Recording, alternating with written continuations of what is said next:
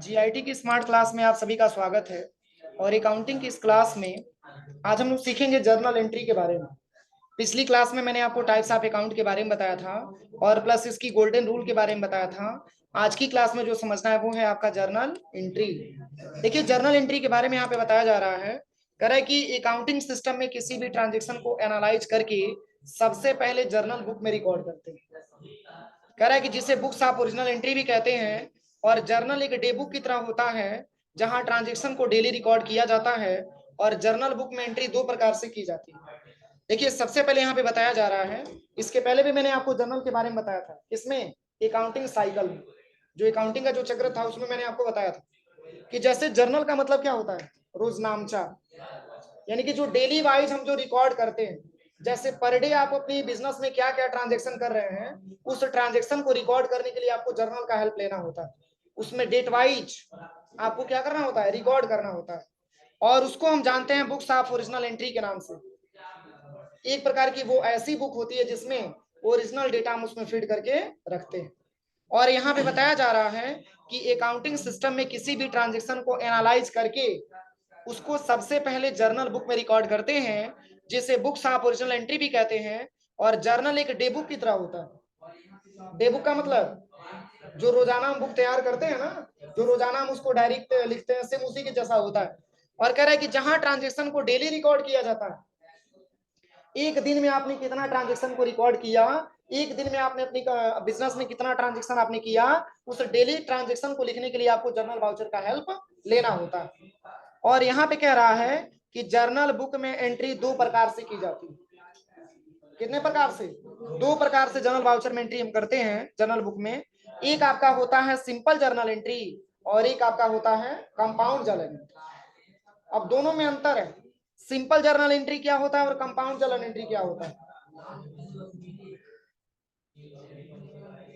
देखिए, इसमें बताया जा रहा है सिंपल जर्नल एंट्री में कह रहा है कि ऐसी जर्नल एंट्री जिसमें केवल दो ही अकाउंट प्रभावित होते हैं।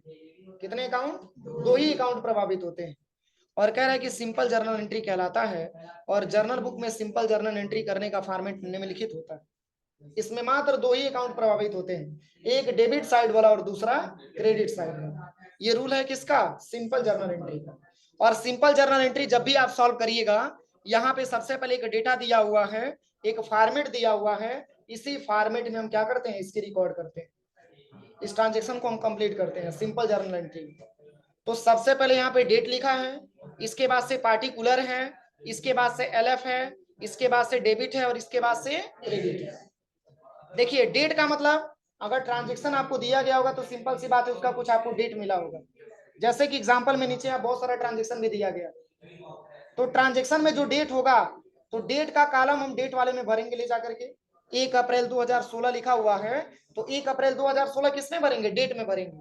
और पार्टिकुलर का मतलब ये होता है कि डेबिट किससे हो रहा है, क्रेडिट किससे हो रहा है, उसी को हमको इसमें भरना होता है। और एलएफ का मतलब होता है laser of full use. Laser of full use, जैसे जो लेजर मैंने बनाया है उस लेजर के बारे में आपको डिटेल में लिखना होता है। एक प्रकार की वैसी कॉलम है, जैसे अगर आपने कैश का लेजर बनाया तो कैश के बारे में डिटेल में लिखिए। मतलब जो डिटेल आप, मतलब जो आप लेजर तैयार करते हैं उसके बारे में आप लेजर ऑफ फुल यूज में कुछ लिखते हैं। तो एलएफ बहुत कम ही मतलब ऐसा होता है कि कुछ इसमें लिखा जाता है। वैसे अगर हम इसको नहीं लिखेंगे तो ये फॉर्मेट हमारा गलत हो जाएगा। बाकी डेबिट का अमाउंट हम डेबिट में लिखेंगे और क्रेडिट का अमाउंट हम क्रेडिट में लिखेंगे। ये फॉर्मेट को हमको समझना होता है। जब तक ये फॉर्मेट हमको नहीं समझ में आएगा तब तक हम सिंपल जर्नल एंट्री नहीं कर पाएंगे। सिंपल जर्नल एंट्री करने के लिए जरूरी है कि पहले ये फॉर्मेट हमको समझ में आना चाहिए। जैसे कि एग्जांपल में क्वेश्चन दिया हुआ है, देखिए एक मैं आपको क्वेश्चन समझा रहा हूं। सबसे पहले कह रहा है कि as on 1 April 2016 Deepak commenced started the business with RS 50,000। इसका हिंदी होगा, 1 अप्रैल 2016 को दीपक अपना बिजनेस स्टार्ट किया और कितने रुपए से? 50,000 रुपए से स्टार्ट किया। कितने रुपए से? 50,000 रुपए से अपना बिजनेस स्टार्ट किया। तो चूंकि अगर इस क्वेश्चन में हम आपसे ये पूछे कि इसमें बिजनेस का प्रोपराइटर क्या है, तो क्या नाम बताएंगे? दीपक। चूंकि बिजनेस का मालिक दीपक है, और बिजनेस के मालिक को दीपक यानी कि प्रोप्राइटर है, और प्रोप्राइटर को अकाउंटिंग की लैंग्वेज में बताया गया है कि बिजनेस का मालिक जो बिजनेस में क्या करता है, पूंजी लगाता है, और हानि और लाभ का भी जिम्मेदार वही होता है, उसको हम प्रोप्राइटर बोलते हैं। तो चूंकि प्रोप्राइटर है, बिजनेस का मालिक है दीपक, और अपना कैपिटल लगा रहा है, पूंजी लगा रहा है। अरे कैश 50,000 लगा रहा है, तो कैश हमारे बिजनेस में अगर देखा जाए तो उसको हम कैपिटल में ही तो बोलेंगे ना। तो कैपिटल हमारे बिजनेस में, इसमें देखिए, इसमें 2 अकाउंट आपका बनता है। कितने अकाउंट बनते हैं? इसमें 2 अकाउंट आपके बनाए जाते हैं। एक आपका कैपिटल का अकाउंट होता है और एक आपका कैश का अकाउंट होता है। चूंकि बिजनेस को चलाने के लिए इन्वेस्टमेंट क्या किया जा रहा है, पैसा ही किया जा रहा है, पैसा दिया जा रहा है ना। तो चूंकि कैश इसमें लगाया जा रहा है और कैश से बिजनेस स्टार्ट किया जा रहा है, और बिजनेस का मालिक है कौन? तो दीपक। तो दीपक बिजनेस का मालिक है, तो इसमें 2 अकाउंट बनेगा। चूंकि बिजनेस स्टार्टेड की बात आती है, और जब भी क्वेश्चन में बिजनेस स्टार्टेड की बात आवे तो उस केस में आप ये समझिएगा कि हमेशा कैपिटल अकाउंट बनता है। कौन सा अकाउंट? कैपिटल अकाउंट बनता है। और कैपिटल अकाउंट की बात हो रही है, किसकी बात हो रही है? कैपिटल अकाउंट की बात हो रही है। और कैपिटल अकाउंट को अगर एक तरीके से देखा जाए तो कैपिटल लगा कौन रहा है? बिजनेस का मालिक लगा रहा है, दीपक लगा रहा है। तो दीपक हमारे बिजनेस का प्रोप्राइटर हुआ और वही लगा रहा है। तो क्या लगा रहा है? कैपिटल लगा रहा है। तो कैपिटल अकाउंट यहाँ पे क्रेडिट होता है और कैश अकाउंट आपका डेबिट होता है। क्योंकि कैश किस प्रकार का अकाउंट है? रियल अकाउंट है। देखिए, मैं इसीलिए मैं बोला था कि पहले आप गोल्डन रूल आप पढ़ के आइएगा, लेकिन किसी ने नहीं पढ़ा। इसमें 2 अकाउंट आपका बनता है, एक आपका कैपिटल बनता है और एक आपका कैश बनता है। क्योंकि देखिए, ऐसे ही आपको सिंपल जर्नल एंट्री में ट्रांजेक्शन मिलेंगे, एक पक्ष आपका डेबिट का होगा, दूसरा पक्ष आपका क्रेडिट का होगा। अब एक बात आप बताइए, जैसे मान के चलिए कि अगर हम कैपिटल के बारे में बात करें तो कैपिटल लगा कौन रहा? दीपक लगा रहा है। तो दीपक हमारे बिजनेस का प्रोप्राइटर है, और प्रोप्राइटर है तो पर्सनल अकाउंट है, और पर्सनल अकाउंट में अगर देखा जाए तो वो कैपिटल दे रहा है। कौन दे रहा है? दीपक दे रहा है। तो देने वाले को पर्सनल अकाउंट के रूल से डेबिट किया जाता है कि क्रेडिट? देने वाले को क्रेडिट किया जाता है। इसलिए पर्सनल अकाउंट के गोल्डन रूल से हम कैपिटल को करेंगे क्रेडिट, और चूंकि कैश हमारे व्यापार में आ रहा है और कैश एक प्रकार का रियल अकाउंट है, और रियल अकाउंट की गोल्डन रूल ये कहता है कि जो धन वस्तु व्यापार में आए उसको हम करते हैं डेबिट। तो जब बिजनेस स्टार्ट करेंगे तो कैश हमारे व्यापार में आएगा, इसलिए कैश अकाउंट हमारा डेबिट हो जाएगा और आपका कैपिटल अकाउंट हमारा क्रेडिट हो जाएगा। ठीक है। और डेबिट साइड वाला अमाउंट ऊपर लिखा जाता है और क्रेडिट साइड अमाउंट हमारा नीचे लिखा जाता है। इसलिए इसका जो ट्रांजैक्शन बनेगा, इसमें हम सबसे पहले कैश, और कैश को कर देंगे क्या? कैश को हम डेबिट करेंगे। क्यों? क्योंकि जब डेबिट किस लिए करेंगे? क्योंकि बिजनेस में पैसा लगा कौन रहा है? मालिक लगा रहा है। तो कैश हमारे व्यापार में आ रहा है, और कैश एक प्रकार का रियल अकाउंट, और रियल अकाउंट ये कहता है कि अगर हमारे व्यापार में धन आता है तो उसको हम डेबिट करते हैं। तो कैश आ रहा है और रियल अकाउंट है, इसलिए हम कैश को डेबिट करेंगे, और कैपिटल को हमेशा क्या करते हैं? क्रेडिट करते हैं। इसलिए हम कैश को यहाँ पे क्रेडिट लिखेंगे। लेकिन इसको हम सॉल्व कैसे करेंगे? देखिए, इसको सॉल्व करने के लिए सबसे पहले तो यहाँ पे डेट लिखा हुआ है, तो डेट में यहाँ पे लिखेंगे क्या? 1 अप्रैल 2016। चलिए, इसको हम एमएस वर्ड के फाइल पे बना रहे हैं। जैसे यहाँ पे एक एमएस वर्ड का पेज हम ओपन कर लेते हैं।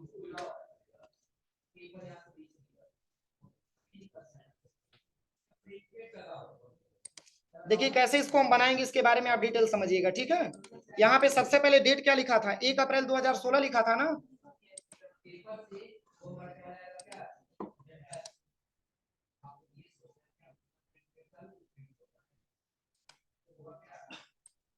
देखिए, सबसे पहले यहाँ पे लिखेंगे क्या?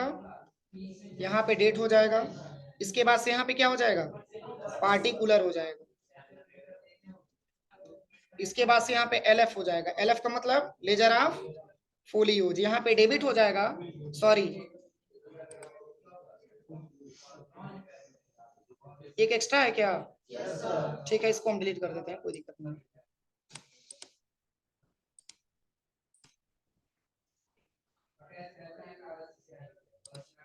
बस ये समझिए कि आपका जो है, एक आपका डेट हो जाएगा, और दूसरा आपका पार्टिकुलर हो जाएगा, तीसरा आपका एलएफ हो जाएगा, चौथा आपका डेबिट हो जाएगा। और इसके बाद से ये क्या हो जाएगा, क्रेडिट हो जाएगा। बस अब इस समय आपको ये समझना है कि हमारे बिजनेस में क्या डेबिट होगा और क्या क्रेडिट होगा। तो जैसे मैंने अभी आपको बताया है कि हमारे बिजनेस में कैपिटल की बात हो रही है और कैपिटल एक प्रकार का प्रोप्राइटर लगा रहा है, तो यहाँ पे सबसे पहले तो डेट यहाँ पे मेंशन करेंगे 1 अप्रैल 2016 था, 1 अप्रैल 2016, ठीक है।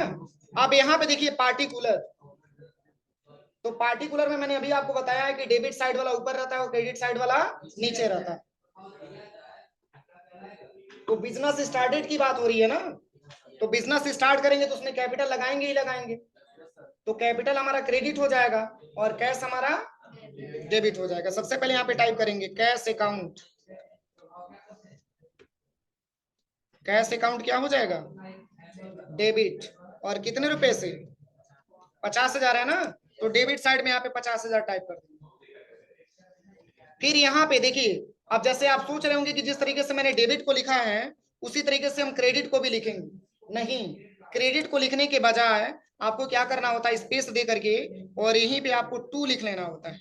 2 से ये इंडिकेट होता है कि एक प्रकार का आपका कैपिटल का अमाउंट है, यानी कि क्रेडिट का अमाउंट, और यहाँ पे लिख लेंगे सबसे पहले कैपिटल अकाउंट, और यहाँ पे अब क्रेडिट वाले में पैसा लिखेंगे कितना रुपया, 50,000 रुपया।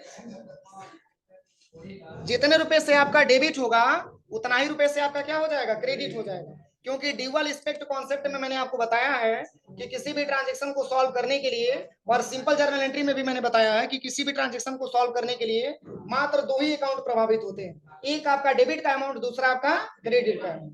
तो डेबिट के अमाउंट में 50,000 आ गया, तो क्रेडिट के भी अमाउंट में कितना आ जाएगा, 50,000 आ जाएगा। बस यही इसकी सॉल्यूशन बनती है, यही इसकी सॉल्यूशन बनती है। अब ये नहीं कि यहाँ पे 2 भी लिख दीजिएगा और कैपिटल अकाउंट क्रेडिट लिख दीजिएगा, तब गलत हो जाएगा। क्योंकि ये कैश की बात अगर हम करें तो कैश हमारे व्यापार में आ रहा है, और चूंकि कैपिटल के बारे में बात करें तो कैपिटल में कौन लगा रहा है, कैपिटल कौन दे रहा है, प्रोप्राइटर दे रहा है, इसलिए हम इसको क्रेडिट कर देंगे और इसको हम क्या करेंगे, डेबिट करेंगे। चलिए एक क्वेश्चन और मैं पूछ रहा हूं आपसे, बताइएगा, ठीक है। इसी के साथ साथ एक और भी क्वेश्चन यहाँ पे दिया हुआ है। अगला क्वेश्चन लिखा हुआ है 1 April 2016, 1 April 2016 Deepak bought furniture for his business by paying cash RS 20,000। मतलब क्या होगा इसका, 1 अप्रैल 2016 को दीपक बॉट का मतलब होता है खरीदना, ठीक है ना। कह रहा है कि 1 अप्रैल 2016 को दीपक ने 20,000 रुपया खर्चा करके अपनी बिजनेस में फर्नीचर खरीदा, और वो भी कैश के माध्यम से। तो इसमें कौन कौन सा अकाउंट बनेगा, बोलिए, कौन कौन सा अकाउंट। देखिए इसमें मात्र 2 अकाउंट आपका दिख रहा है, एक आपका फर्नीचर का अकाउंट दिख रहा है और एक आपका कैश का अकाउंट दिख रहा है। क्योंकि इसके पहले भी मैंने आपको बता रखा है एग्जांपल के तौर पे, तो फर्नीचर हमारे व्यापार में आ रहा है, तो फर्नीचर है क्या, फर्नीचर है क्या, एसेट्स है, फिक्स एसेट्स है, और हमारे बिजनेस में आ रहा है, इसलिए हम उसको डेबिट करेंगे। और फर्नीचर को खरीदने के लिए क्या जा रहा है, कैश जा रहा है, इसलिए कैश को हम क्रेडिट करेंगे। दोनों रियल अकाउंट है। अब दोनों रियल अकाउंट में आपको ये समझना है कि क्या आ रहा है और क्या जा रहा है। तो चूंकि फर्नीचर अगर हम खरीदेंगे तो फर्नीचर हमारे व्यापार में आएगा और उसके बदले में क्या जाएगा, कैश जाएगा। तो जो जाएगा उसको क्रेडिट करेंगे और जो धन वस्तु व्यापार में आएगा उसको हम डेबिट करेंगे। इसलिए इसको जब हम बनाएंगे तो furniture account debit to cash account हो जाएगा। किसी को कोई दिक्कत। तो चलिए इस ट्रांजेक्शन को जब हम सॉल्व करेंगे तो सारा सारा बस वही रहेगा, बस यहाँ पे कैश को हटा करके भर देंगे क्या, यहाँ पे भर देंगे फर्नीचर, फर्नीचर अकाउंट डेबिट, और 2 हो जाएगा आपका कैश अकाउंट। चूंकि कैश अकाउंट भी हमारे बिजनेस का क्या है, एसेट्स है, लेकिन हमारे बिजनेस से जा रहा है, इसलिए हम इसको क्रेडिट करेंगे और फर्नीचर अकाउंट डेबिट। एलएफ का मतलब लेजर ऑफ फुल यूज, मैं बताया ना, ये जो आता है इसको, मतलब ये इंटरफेस में रहता है, ये टेबल में रहता है, इसका कोई वर्क नहीं होता। जैसे इसी के बारे में आपको डिटेल में लिखना हो, फर्नीचर के बारे में, कैश के बारे में, तो आप इसमें लिख सकते हैं लेजर के बारे में। एक मतलब उसको रहना होता है, अगर ये नहीं रहेगा तो आपका टेबल गलत हो जाएगा, फॉर्मेट आपका गलत हो जाएगा। तो कितना अमाउंट है, 20,000 है ना, बस यहाँ पर भी 20,000 हो जाएगा और नीचे वाले अमाउंट में भी 20,000 दे देंगे, यहाँ पर भी 20,000 हो जाएगा। बोलिए किसी को कोई प्रॉब्लम हो तो पूछिए, हो जाएगा। तो इसको हम बोलते हैं सिंपल जर्नल एंट्री, पर तभी आएगा जब आप गोल्डन रूल पढ़ेंगे। ऐसा नहीं है कि बस आप समझ लिए तो हो जाएगा, नहीं, आपको पढ़ना पड़ेगा, थोड़ा सा टाइम देना पड़ेगा, तभी आएगा। ठीक है, जब तक आप टाइम नहीं देंगे तब तक आपको समझ में नहीं आएगा। अब चलिए तीसरा क्या दिया है, तीसरे के बारे में समझते हैं। देखिए कह रहा है as on 2 April 2016 purchase goods from Pradeep on credit for RS 10,000। और क्रेडिट का मतलब होता क्या है, बोलिए। उधार होता है, ठीक है, क्रेडिट का मतलब उधार होता है। जैसे यहाँ पे बताया जा रहा है सबसे पहले purchase goods from Pradeep on credit for RS 10,000। जैसे देखिए अगर क्वेश्चन में एसेट्स का नाम दिया है तो उसकी एंट्री करते समय एसेट्स का नाम हम टाइप करते हैं। जैसे देखिए इसमें भी परचेज ही किया जा रहा है और इसमें भी परचेज ही किया जा रहा है, दोनों में परचेज की बात आ रही है ना। लेकिन इसमें क्या परचेज किया जा रहा है, इसका नाम आपको पता है कि फर्नीचर परचेज किया जा रहा है, लेकिन क्या इसमें नाम पता है कि क्या परचेज किया जा रहा है। तो जब परचेज मतलब जब परचेज अकाउंट आपका बनेगा, जब परचेज का ऐसा आपको ट्रांजेक्शन मिले जिसमें एसेट्स का अगर नाम दिया है तो उसकी जर्नल एंट्री करते समय एसेट्स का नाम हम टाइप करते हैं। और जब एसेट्स का नाम आपको ना पता हो तो वहां पे ओनली परचेज गुड्स लिखा जाता है। तो इसमें कौन कौन सा अकाउंट बनेगा, इसमें कौन कौन सा अकाउंट बनेगा, कौन कौन सा अकाउंट बनेगा। खड़े हो जाओ वसीम, खड़े हो जाओ, बताओ कौन कौन सा अकाउंट बनेगा। इसमें रियल अकाउंट आएगा। हाँ बहुत अच्छा, तुम खड़े हो जाओ, आदित्य बताओ। हाँ रियल अकाउंट बनेगा। उसके बगल में तेज प्रताप। यहाँ पे कह रहा है सबसे पहले as on 2 April 2016 purchase goods from Pradeep on credit for RS 10,000। यानी कि कह रहा है कि 2 अप्रैल 2016 को कुछ गुड्स खरीदा गया, किससे, प्रदीप से। तो चूंकि इसमें नाम की बात हो रही है तो ये देने वाले हुए कि पाने वाले हुए। फ्रॉम कह रहा है, फ्रॉम का मतलब से, किससे खरीदा जा रहा है, प्रदीप से खरीदा जा रहा है। ऑन क्रेडिट का मतलब होता है उधार, और कितना रुपए से, 10,000 रुपए से।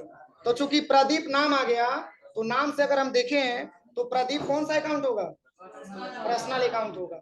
और परचेज की बात हो रही है, चूंकि आपको गुड्स का नाम नहीं पता है इसलिए परचेज की बात हो रही है। और परचेज अकाउंट होता है डेबिट, किस रूल के हिसाब से, नॉमिनल अकाउंट के हिसाब से। इसलिए परचेज अकाउंट हमारा क्या हो जाएगा, डेबिट हो जाएगा, और टू प्रदीप अकाउंट हो जाएगा। Purchase account debit to Pradeep account हो जाएगा। क्यों परचेज अकाउंट लिखेंगे, क्यों परचेज अकाउंट लिखेंगे, क्योंकि गुड्स का नाम इसमें नहीं दिया। अगर गुड्स का नाम दिया रहता तो हम वहां पे गुड्स का नाम मेंशन करते, लेकिन गुड्स का नाम नहीं दिया है तो केवल परचेज अकाउंट रखेंगे। Purchase goods account debit to Pradeep account. अब क्वेश्चन ये बनता है सर प्रदीप को क्रेडिट क्यों कर रहे हैं, तो पर्सनल अकाउंट है और चूंकि क्रेडिट हम इसलिए कर रहे हैं और उसको नाम को इसलिए मैं जिक्र कर रहा हूं क्योंकि क्रेडिट बेस पे खरीदा जा रहा है। वही कैश की बात होती तो कैश को क्रेडिट कर देते, लेकिन उधार देते हम किसी को तो उस व्यक्ति का नाम लिखते हैं ना। इसलिए चूंकि उधार दिया जा रहा है किससे, तो प्रदीप से, इसलिए प्रदीप का नाम वहां पे, इसलिए 10,000 से डेबिट हो जाएगा, 10,000 से क्रेडिट हो जाएगा। नहीं समझ में आया।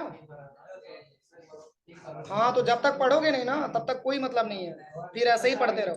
देखिए कैसे होगा, यहाँ पे सबसे पहले भर देंगे परचेज अकाउंट, यहाँ पे हम भर देंगे परचेज, परचेज हो जाएगा। परचेज अकाउंट डेबिट कितने रुपए से, 10,000 रुपए से, बस यहाँ पे 10 रख देंगे। अब यहाँ पे लिख देंगे टू, किससे खरीदा जा रहा है, तो यहाँ पे नाम भर देंगे। देखिए अब यहाँ पे नाम भरने के बाद और यहाँ पे एंटर करने के बाद यहाँ पे हम टाइप कर सकते हैं